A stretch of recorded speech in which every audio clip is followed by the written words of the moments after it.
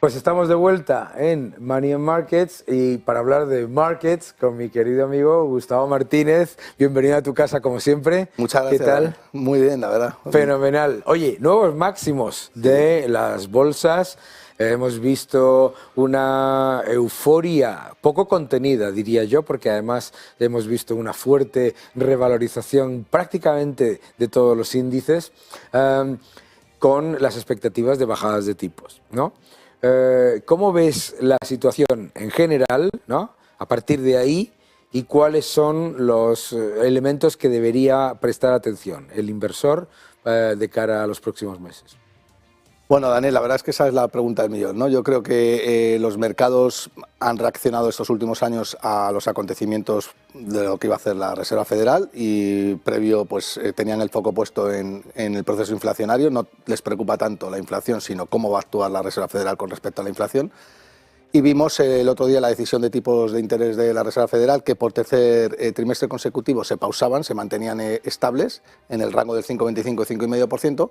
Pero, ¿cuál fue la sorpresa? Que a los pocos minutos salió el famoso gráfico de puntos, el dot plot de la FED, en el cual los comisarios de la FED creían o anticipaban que podía haber 3 bajadas de tipos de interés con respecto a lo que el mercado había descontado, que había descontado 1 o 2 bajadas. Y esto fue pues música celestial para los mercados, que inmediatamente al conocer la noticia pues se dirigieron hacia máximos, puesto que no estaba descontado en el precio. Y es probable que entonces la Reserva Federal tenga los tipos de interés el año que viene en el torno del 4,5%, ¿no? Los tipos de interés el año que viene al 4,5% y un mercado en máximos, ¿qué deja para los inversores? ¿Qué nos deja? ¿Qué hacemos? Porque vamos a apostar por expansión de múltiplos o... ¿Qué es lo que nos vamos a encontrar? Pues esa es una buena pregunta, porque la realidad es que, al contrario de lo que se piensa, cuanto más suben los mercados, más difícil es encontrar oportunidades de cosas que están baratas. Y lo has dicho tú antes, ¿no? Prácticamente todos los índices están en máximos históricos, la larga duración y todos los activos de larga duración están cotizando a múltiplos exagerados, el Nasdaq otra vez arriba del todo, ¿no? Y yo creo que eso al final pues, es otra vez consecuencia de que los bancos centrales están detrás dopando el mercado y es peligroso, ¿no? Sobre todo para aquellas empresas que no justifican sus precios por sus fundamentales, ¿no? Hemos tenido una época en la que ha habido muy buenas oportunidades en valor, pero en los últimos 2 meses en particular, en el último mes, las empresas, digamos, que estaban rezagadas, han tenido revalorizaciones hasta del 25, 30, 35% en algunos casos. ¿Dónde crees que si hay algún sector o algún lugar donde merezca la pena buscar valor? Yo sigo pensando que sigue habiendo muchísimo valor bueno, lo he dicho aquí reiteradas veces y yo creo que peco de repetirme, pero es que no puedo hacer otra cosa, ¿no? Yo creo que el oro sigue siendo una apuesta clara, sobre todo no tanto el oro como sus océanos, aquellos que son productores de oro. Las empresas mineras de petróleo. Sí, las empresas mineras de oro. De petróleo, digo, de oro. Pero haces bien en establecer la analogía porque son iguales. Y hace 2 o 3 años pasó lo mismo con las empresas de petróleo, que el petróleo estaba en 110, 120 dólares el barril y las productoras de petróleo estaban muy por debajo y luego multiplicaron por 2 y por 3, ¿no? Sí. Y las mineras de oro pues siguen sin tirar. Claro. Con un oro que está prácticamente en 2.040 dólares la onza y que apunta a seguir tirando, ¿no? Porque está subiendo por formación de tipos de interés reales negativos y yo creo que ahí es donde debe estar el foco. Yo creo que ahí hay bastante valor y luego es verdad que empresas del tipo value investing pues yo creo que van a generar fuertes revalorizaciones en los próximos años porque yo creo, Daniel, que se está pasando el mercado de optimismo.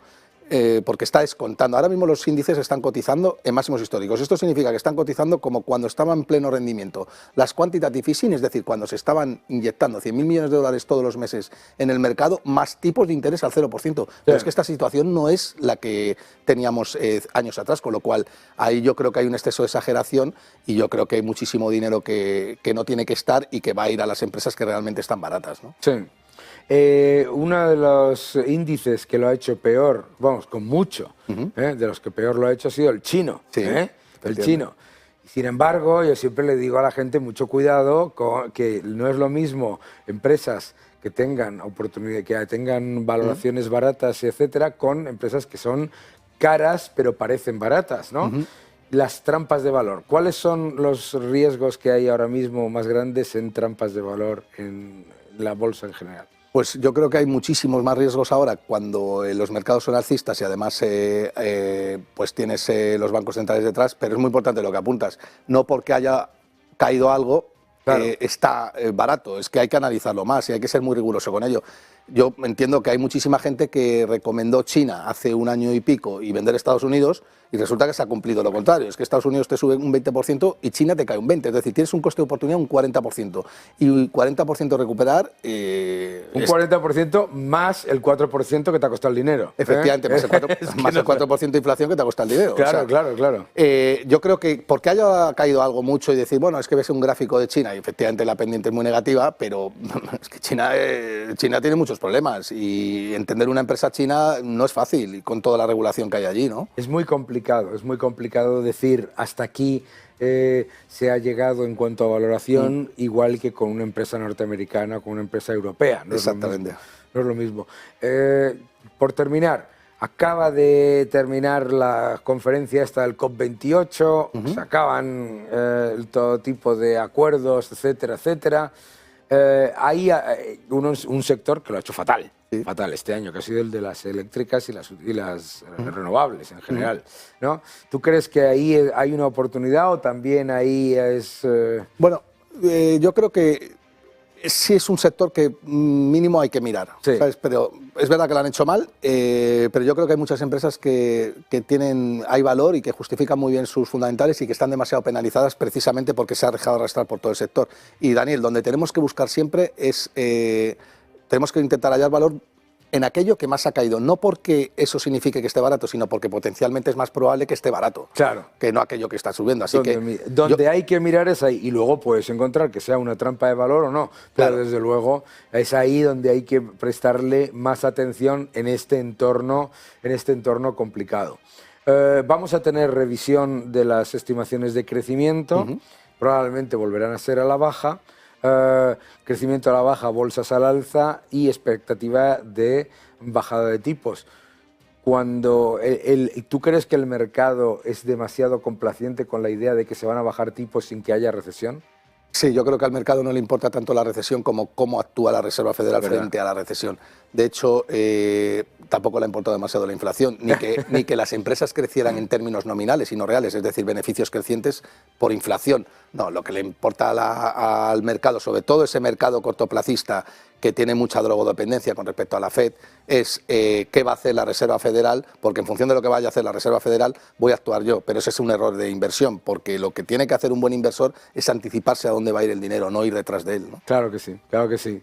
Anticiparse dónde va el dinero, no seguirlo, es beta chasing, que se llamaba, hay que tener mucho cuidado con ello. Muchísimas gracias, Gustavo, gracias por venir a Money and Markets y ya sabes, estás en tu casa. Gracias a ti, Daniel.